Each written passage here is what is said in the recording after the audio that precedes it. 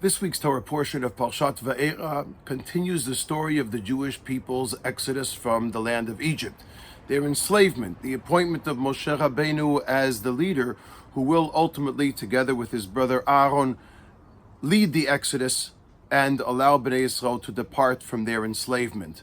There's a very, very important lesson that relates to what I said last week that I want to share with you. It's a lesson with regards to mental health that we all need to learn from and to embrace and understand and appreciate for the sake of those around us and perhaps for ourselves as well.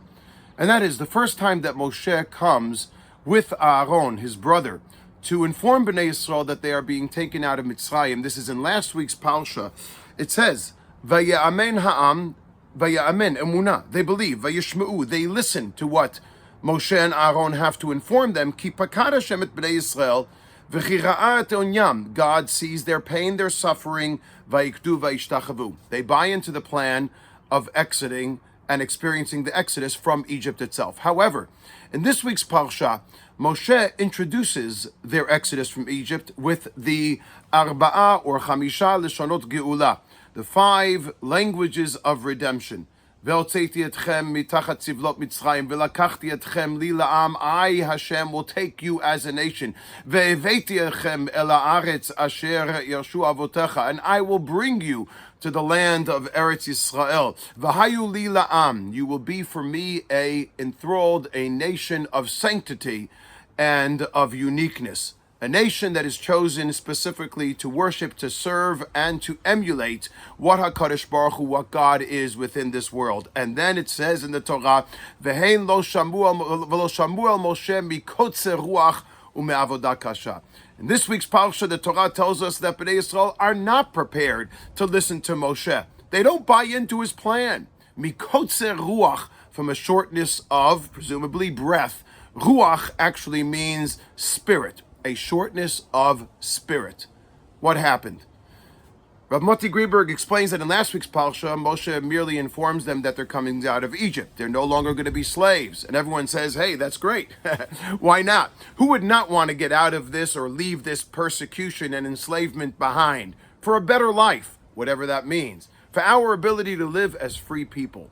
But in this week's Parsha, Moshe says, wait a minute, there are repercussions, there are consequences for leaving Egypt. You have to become a holy nation. You have to embrace God's word. You have to embrace divinity, sanctity, and represent a chosen nation within this world.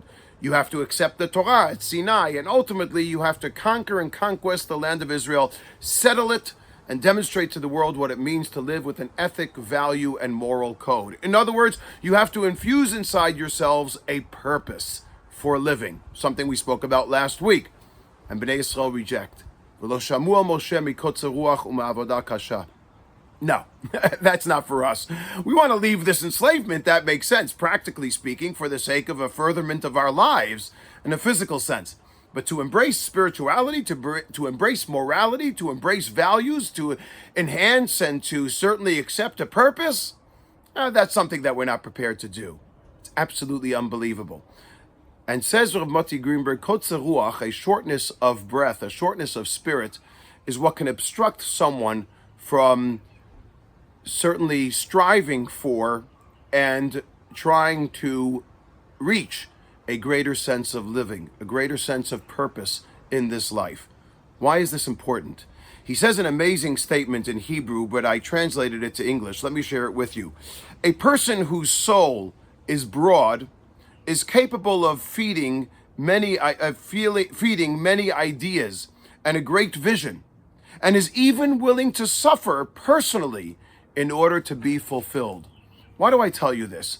I often explain to people that one of the obstructions that people feel when they're suffering from mental health is a lack of purpose.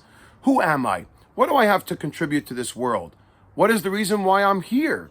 I have lost that reason. I have lost meaning in my life. I no longer believe that I have something to contribute to humanity, to the world, and even to myself.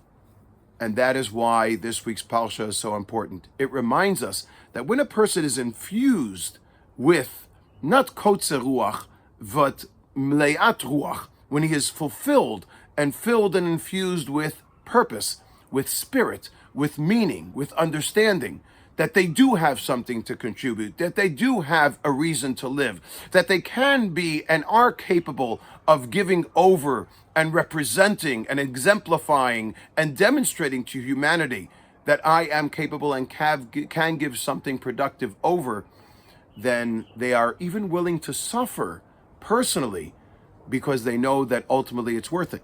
I have a goal, I have an aspiration, I have a place that I am aspiring to and that I can reach and can contribute to. We need to remember this. When someone is suffering, when someone is down, when someone is in despair, when someone is depressed, we need to somehow tap into their meaning and remind them that they do have something to contribute, that you are worth. Bishvili nivra haolam. For you, the world was created, and it is your world. The world is your oyster. You can conquer it, and you can contribute, and ultimately you can feel better regarding yourself as a result.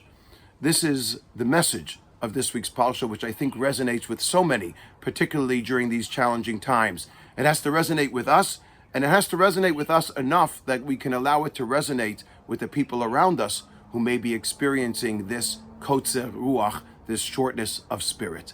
This is the Jewish way, it is the Torah way, and it always will remain. And I thank Gila for reminding us that it is the Gila way. Shabbat Shalom.